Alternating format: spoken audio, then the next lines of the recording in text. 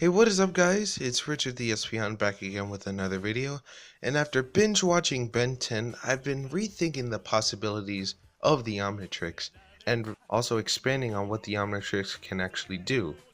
So let's jump right into it.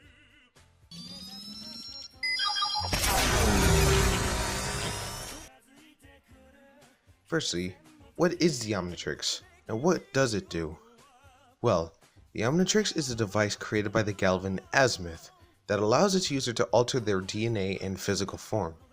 The purpose of the Omnitrix is to A. promote interspecies peace and understanding, and B. to serve as a repository for the DNA of over 1 million different intelligent species, preserving them in the event that any of them should ever become extinct and bring them back. The device in itself has several functions and modes: active mode, recharge mode, capture/scan mode, recalibration mode, and even a self-destruct mode. Now that's a scary thought. To think that Azimuth would actually implement this as a last resort for it to fall into the wrong hands. Oh yeah, and if self-destruct mode actually activates and is successful, it wipes out the universe. A universe buster in the form of a watch. Whack! This can also extend to the Ultimatrix, which allows the alien that the user has already turned into to evolve, so like Pokemon, but only temporary. And it includes 2 additional modes, deactivated and radiation mode. It's for detecting radiation. In addition to those, there's also the highly sought after Master Control, unlocked through a certain switch combination or a voice command by Azimuth. Master Control allows the user to transform into an alien indefinitely, or to switch alien forms with just the power of the mind. So you could turn from Heat Blast to Ghost Freak just by thinking about it. Oh yeah, it also has voice control too. So enough with the functions. We already see what it can do. Now let's elaborate on what more it can do.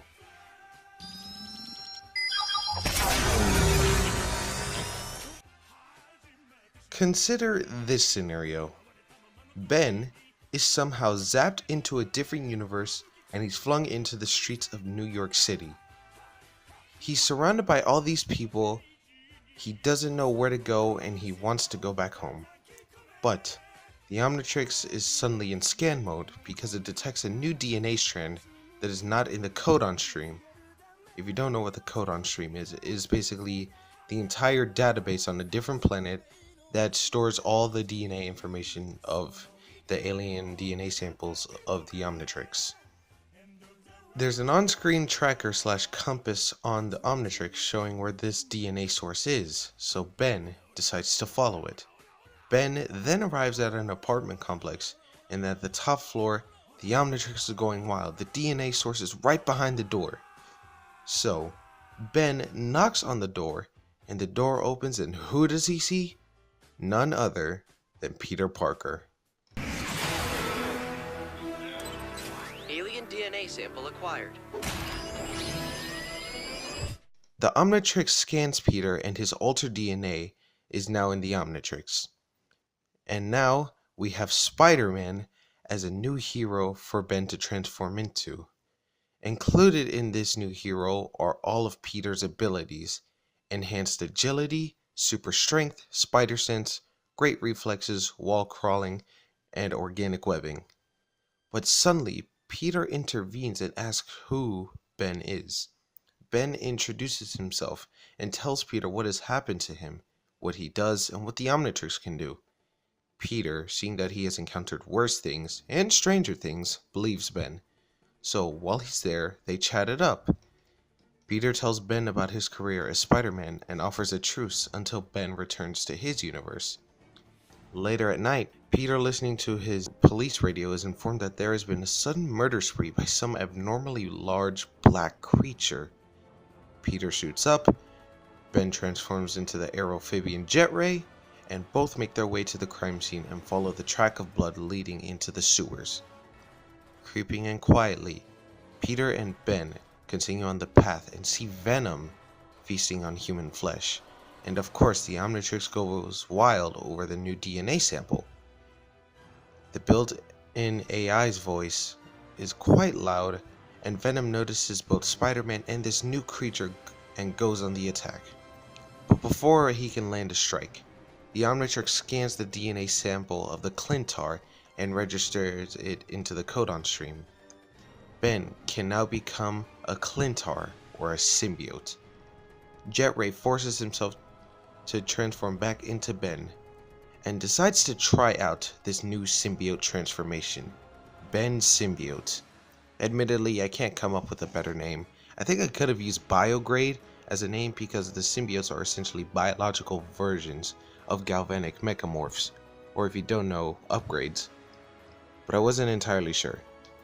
Ben's symbiote bonds with Spider-Man, and now he has a new green and black suit, and the two overpower Venom as he runs away.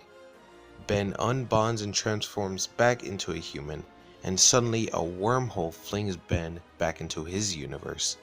And with two new strands of alien DNA, the mutant Homo sapien DNA and the Clintar DNA.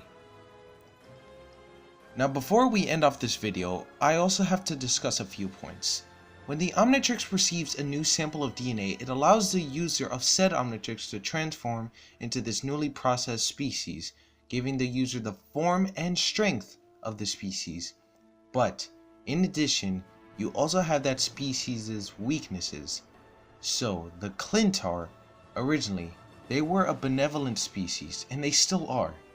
The goal of the Clintar is to find a host and bond with them.